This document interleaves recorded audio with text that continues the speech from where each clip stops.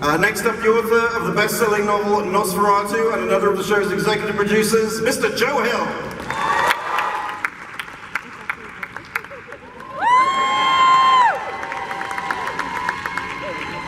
He plays the sinister Charlie Manx actor Zachary Quinto.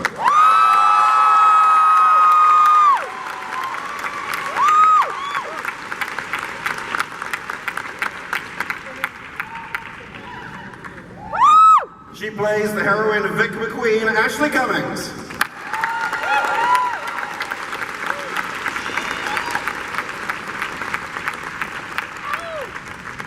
He plays the impressionable Bing Partridge and doesn't mind if I can't pronounce his name properly, Oliver Derry Olofsson.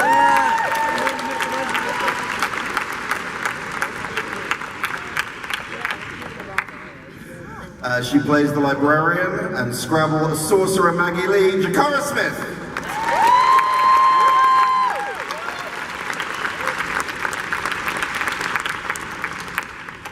And he plays Vic's dad, Chris McQueen, Eben Moss Backrack.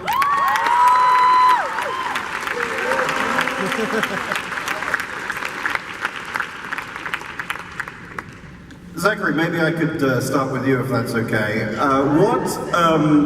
Well, two questions. One, do you get to keep the car?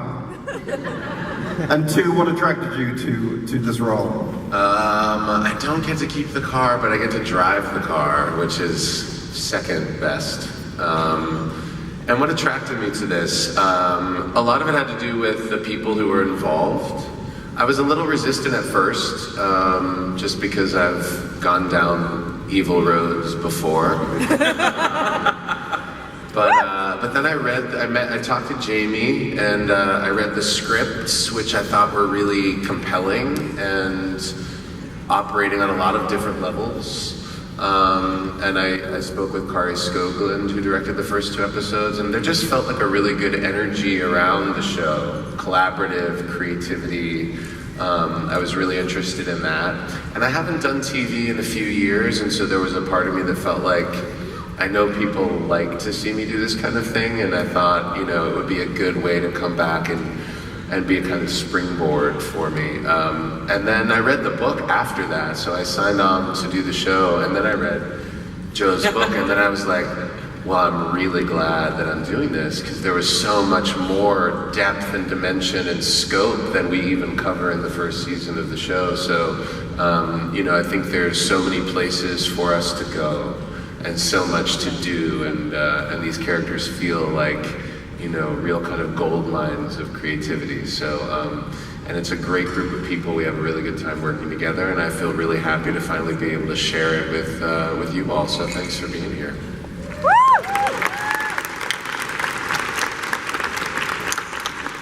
And Joe, if I could take you back to when you wrote the book in the first place, what was can you remember coming up with the inspiration? What was coming up with the idea of the story? And when you came up with the idea of the title, did you sort of give yourself the rest of the day off? Yeah, so the title is his vanity license plate, and there was some arguments actually initially with my publisher about whether that would fly. And we discussed other possible titles, but I wanted to stick with it. I felt like it was cool because I think when you look at it, you don't instantly know what it means, and because it doesn't make sense, you're sort of drawn to it. It's something to puzzle out, and anything that gets you to spend a moment longer with the book increases the possibility that it will intrigue you, and you'll wanna open the cover and start reading. So I kind of like the puzzle-like nature of the title. As far as the genesis of the story, I can't remember any one moment when I thought, okay, this is the whole thing. I know that I hate Christmas music, especially in October. When it's just too early, and it's weird the way the Chipmunk song invades your life every fall, and that feels evil. Well, I think there's a saying that I read the other day that anyone who likes Christmas music has never worked retail. Yeah. But also, I think part of the job of horror is to find things that we love and trust that we find reassuring, and then kind of rip the carpet out from under them. Lon Chaney has this great line. He said, "There's nothing funny about a clown at midnight." You know, and I think, you know, Christmas music is fine on December 24th, but if it's the middle of a hot summer and you're lost in the woods and you come across an old ramshackle shack with boards over the windows and you hear Christmas music coming from inside, you run the other way about as fast as you can go. And Jamie, I'd describe your approach to this as faithful but not to a fault, as it were, that you very much, watching I had the pleasure of watching this a couple of weeks ago and watching it again, and I've recently reread the book, and I was struck by how much of the book is in the film, is in the TV show, but at the same time you clearly haven't, you've clearly particularly with the central character, you've rearranged that. Maybe, I don't know if everybody's read the book yet, but maybe you could talk a little bit about the differences between, especially with regards to that character, the book and the show, and why you felt the need to change that. Sure. You know, first of all, I was a huge fan of the book. I actually hadn't read it when AMC came to me and asked me if I had read it, but I had read Lock and Key and was a big fan of Joe's. So I was like, nope, but I'm happy to try it. And so that was like a Friday. I read it over the weekend and just instantly loved it. So my task, the way that I saw my task was to stick as closely to the book as I possibly could while still making a television show. You know, one of the main differences, like right off the bat, is that when we meet Vic McQueen in the book, I think she's about 8 years old, and that's the first time she encounters her bridge.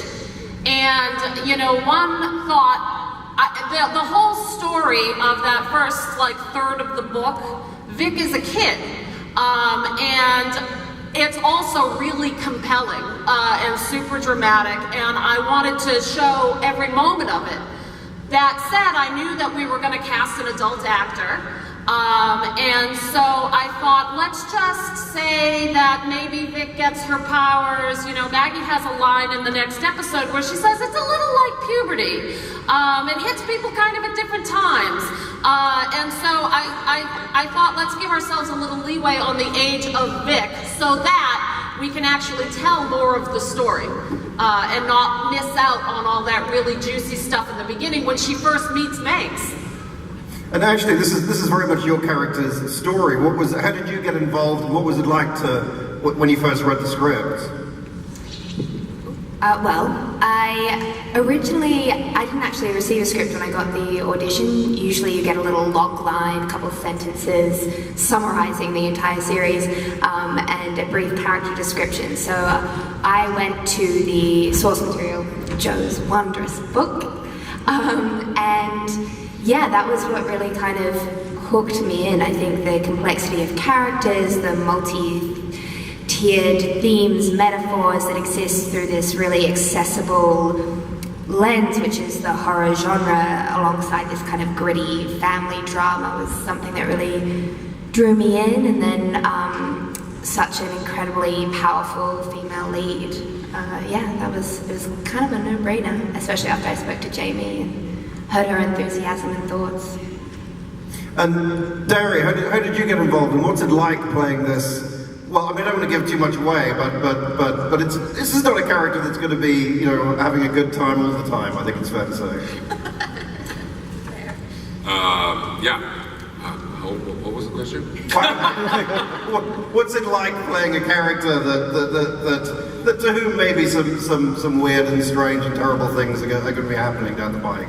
Well, I mean, it's a privilege to be an actor because you get to visit all kinds of people, and you get to put yourself in the position, the shoes of people that deal with all kinds of problems. And that's basically why I am an actor, because it's one of the greatest professions you can have if you actually get to work at it, which I've been lucky enough to get.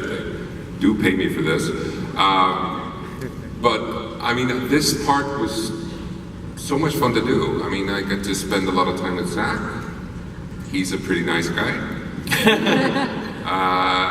I'm sort of hoping that, I don't want to give too much away, but next season I hope to meet more of the characters in this and, you know, spend more time with the ensemble. But I kind of love Bing. I love his journey through this, even though that journey is in many ways not so positive.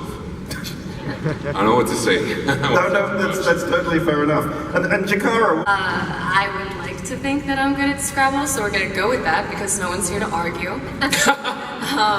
And this was my first experience really with professional acting or acting of any sort of all.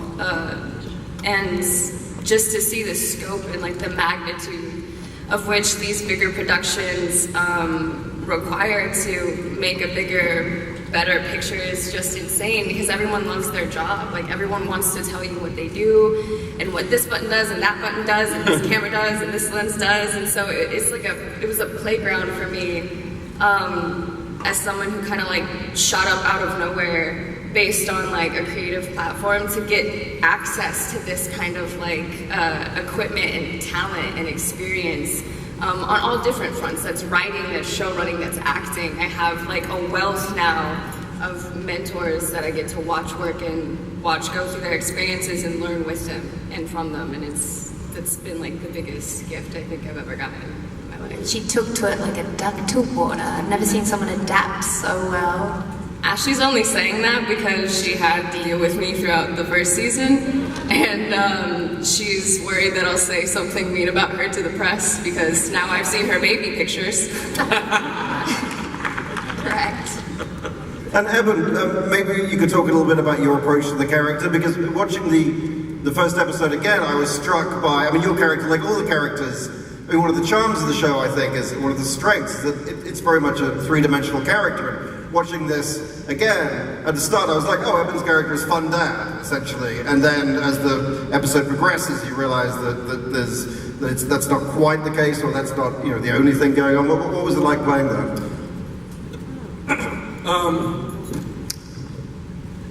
Well, I feel really lucky to get to play this part because, you know, since I'm a kid, I do love supernatural and sci-fi and fantasy stuff. That's what I love to read, that's what I love to watch. But that's not really what I like to make. I don't like to sit in a makeup trailer for 5 hours, you know, but that's and, you know, or acting with green screen and all these kind of technical things. I just like to sit back as an audience member and enjoy that. So I get to work on this show that has these supernatural elements, or these, you know, these fantastical elements, but when I go to work, I just go in and get straight into working on scenes and talking about real things that, you know, any family struggles with. So, yeah, I guess that's my answer. Zach, you mentioned that we sort of referred there to 5 hours in the makeup chair. I remember when we first published an image of you in this show, it was in the very old makeup, and I had to check like 3 times with the publicist that it really was you, because you were so unrecognizable. Could you talk about that process, and I mean, did you have input into the makeup, and what's it like to sit there for that period of time? Yeah, actually, I can add that to the list of things that drew me to the project, actually, from the beginning. You know, there was some part of me that really was interested in working on something that allowed me to disappear into a character in a literal way, and so that was something that drew me in early on. And I remember, yeah, I did have input. Jamie and Kari were really collaborative and generous about my thoughts and feelings about what it needed to be. And I remember one of the first meetings we had, I said to them, you know, if we're going to do this, we need to get Joel Harlow, basically, who I've worked with on 2 of the Trek movies, and who's just really like a master of special effects makeup. And he was available and interested and came on board, and so with Jamie and Kari and Joel, we all started to talk about it. You know, I think it's so important for an actor to be able to communicate choices and express a characterization even through layers of makeup, and that can go wrong pretty easily. So I was really grateful for the opportunity to transform for the different stages of Manx, you know, to create a physicality and a vocality, a vocal modulation, and the makeup really supported that. I never felt like I was working against it or it was working against me. It always felt like an enhancement of the experience, maybe except for the teeth, because I have to wear these gnarly teeth. Are those on your teeth? They're not my teeth. They're not my teeth. They look like my British teeth. I just want to say it was, because I remember in the car at some point I was just looking at you and just trying to see if I could see where you began and the makeup took over. And it was just so incredibly well done. I've never seen anything like it. Those guys are... Yeah, they're really so remarkable. talented. Joel Harlow, Richie Alonso, and Cheryl Daniels, who does our wigs. The team of them are just so reliable, and they're such a part of the process. Like, they really are indispensable. But I don't think that even the greatest makeup in the world can invent a performance. And I think what Zach did as Charlie Manx throughout the series is so unbelievable and intense and scary and real. And I saw him, we were in Austin to talk about the show, and I saw him talking about Charlie and getting a little more passionate, and this thing happened to his hand while he was talking. I didn't even think he knew he was doing it, but suddenly he had Charlie Manx hands. And I was sitting next to him, but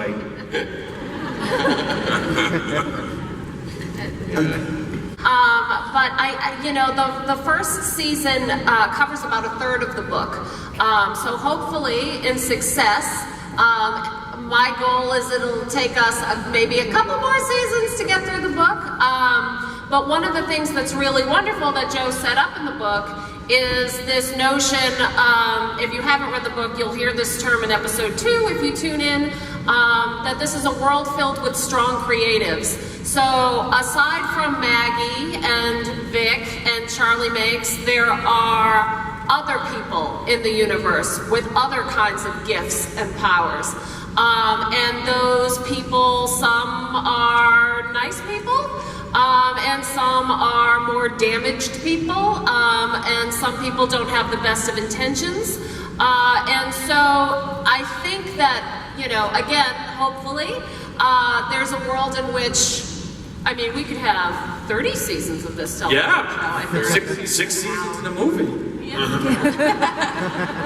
Look, Jamie keeps saying hopefully, but y'all better watch this damn show. I'm telling you, you're missing out if you don't. Cast. The show looks awesome. While we wait for it to come out, I was wondering if you guys had any recommendations for any good horror movies or shows. NOS4A2, the original. Read the book. If you haven't yet, That's read actually the book. true, yeah, read the book. It's cool. You will love the book. And it's available at fine retailers everywhere for a very low price. It's so affordably priced you can pick up 2 copies, one for you and one for a friend. It's like Christmas came early. Hey, AMC's The Terror was pretty great. Highly recommended. That's great. Terrific piece of work. Jamie, you got any recommendations? I would second The Terror. I really love that show. It's been so long since I've seen anything because we've just been working so hard. I would just load the trailer on YouTube and just watch that, until the show is on the air. Is there really anything even else out there? I will say not that this is of any connection to anybody, but I saw the new Pet Cemetery on Thursday, and that fucking bombs. Yes, another question. What's your name, sir? Hi, my name is Chris. This is a question for Joe Hill. Will you be doing any future collaboration with your dad, Stephen King? Maybe a sequel for The Stand? Yeah, so my dad is also a writer. He's done a few books, and I think he shows tremendous promise. I do hope that he'll stay with it.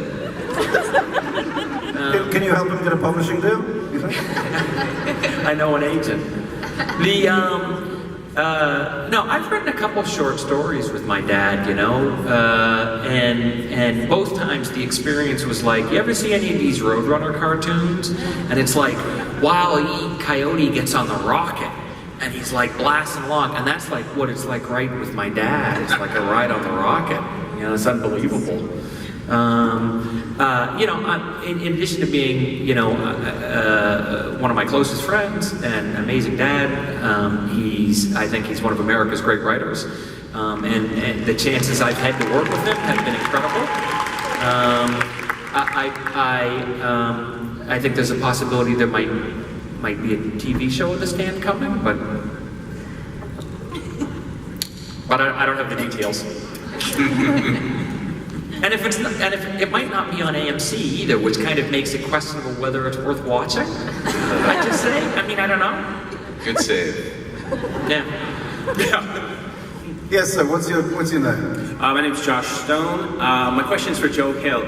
Joe, I've read the book. I've actually read Heart Shaped Box and Horns and the Wrath comic book as well, and they're wonderful. And watching this, the things that stood out most were bridge and then of course the map, and you know, seeing Lock and Key and Pennywise, and so for you, when you saw this stuff, how did it feel seeing it come alive on the screen? Because the bridge was like, it was what I imagined when I read the book. It was just amazing to see it. Yeah, so I grew up in Bangor, Maine, and that covered bridge, there used to be this derelict covered bridge that crossed the Penobscot River. And we used to dare each other to go across it because it was so rickety, it looked like you could fall right through the floorboards and into the river below. And eventually, I think when I was around 13, 14, they tore it down. When I was writing NOS4A2, that bridge came back to me, and I saw it as a passageway between lost and found.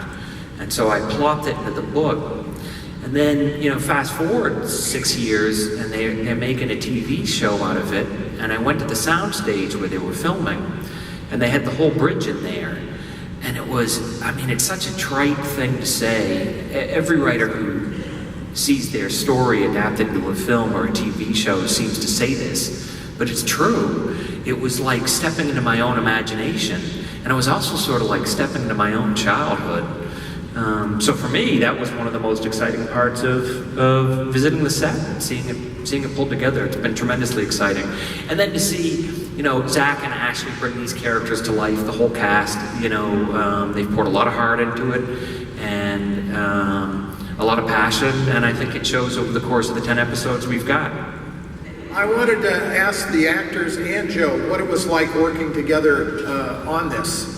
Did the authors get a lot of feedback from you or the characters get a lot of feedback on the characters? Actors, yeah. Joe has been incredibly supportive of the process and the experience, and it's great to see how excited he is about what we're doing and what we're making. I would say we've probably had more connection, like in promoting the show, than on set. You know, our relationship with Jamie and our directors on each episode were kind of the place that we found the greatest connection to the characters and to what we're making. Like, we would have a lot of conversations. You know, once something becomes an adaptation, and particularly in television, it's really the showrunner's kind of world. So that really was about Jamie's vision and Joe entrusting Jamie to bring this book to life, and then us looking to Jamie for the guidance that we need to create the characters that Joe conceived of. So it's a nice kind of full circle moment where we're all working together, but through kinds of filters and experiences on set. Joe was barred from set. You want to know that? We did, however, have a 700-page book written by Joe. there all the time. So I feel like when he wasn't with us in person, he was definitely always with us in spirit, and was occasionally with us in person, which was great. And I'm curious of how you feel as working. Is it more demanding to work in TV versus the movies? And which one do you prefer and why?